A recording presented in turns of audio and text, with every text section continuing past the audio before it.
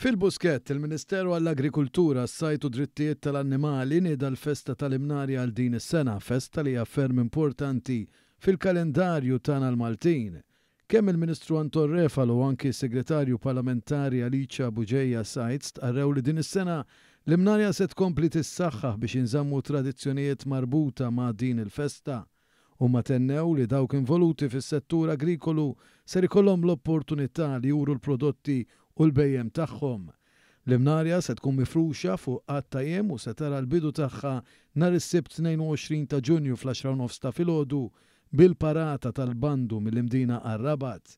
Il-programm tal-kompetizzjonijiet tal-annimali imbagħad se jibdew fil-25 ta' Ġunju bil-klieb tal-fenek u tal-kaċċa ta' Malta.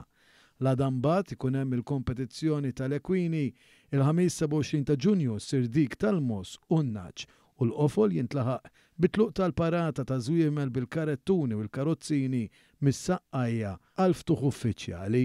Il-Maltin u t-turisti mistennija joħonqu l-ġonna tal-Buskett tal-programm imżewwaq b'kompetizzjonijiet tal-annimali, wirjiet ta' ħxejjex u frott, daqqu sfin tradizzjonali Malti u ikel u xorb.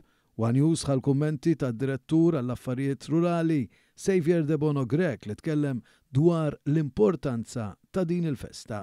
Il-tradizzjoni tal-Imnarja importanti li bqaħajja li xtat l-importanza li bdew raħala Maltin, ovvjament kif qal il-Ministru, biex jesibixxu l-prodott u anke l-bejjem tagħhom, u għandi l-festa tal-Imnarja ġejja mill-antik, ġejja minn żmien il-Kavallieri, u għand aħna flimkien mal-Kumitat Organizzattiv ħadna ħsieb li din l-Imnarja nerġgħu intuha xejra differenti u l-importanza tagħha, fil-fatt bajna nibnu fuq li għamilna s-sena l-oħra.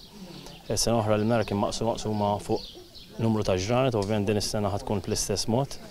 Ħajkun hemm ukoll il-wirjiet tal-annimali ma jkunux ibbażati fuq ġurnata waħda ma fuq ġranet differenti biex bekk il-pubbliku jkun jista' jattendi u ovvjament japprezza dak li għamel il-bidwi u anke r-raħħal Malti.